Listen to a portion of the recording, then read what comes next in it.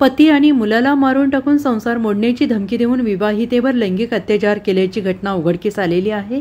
या प्रकरणी पीडितेने सांगली शहर पोलिसात फिर्याद दिली असून पोलिसांनी संशयित सचिन रामचंद्र हराळे राहणार गोमटेश नगर कुपवाड याला अटक केली आहे। पोलिसांनी दिलेल्या माहितीनुसार पीडित विवाहिता ही शहरातील एका उपनगरात राहत आहे। दिनांक 29 जानेवारी रोजी संशयित सचिन हराळे याने पीडित महिलेशी संपर्क करून तुझ्या मुलाला आणि पतीला मारून टाकण्याची धमकी देत शहरात बोलवून घेतले। त्यानंतर तिला एका लॉजवर नेले। या ठिकाणी संसार मोडण्याची धमकी देऊन तिच्यावर लैंगिक अत्याचार केले। या घटनेनंतर दिनांक 31 जानेवारी रोजी पीडित महिलेने संशयिताविरोधात शहर पोलिसात फिर्याद दिली।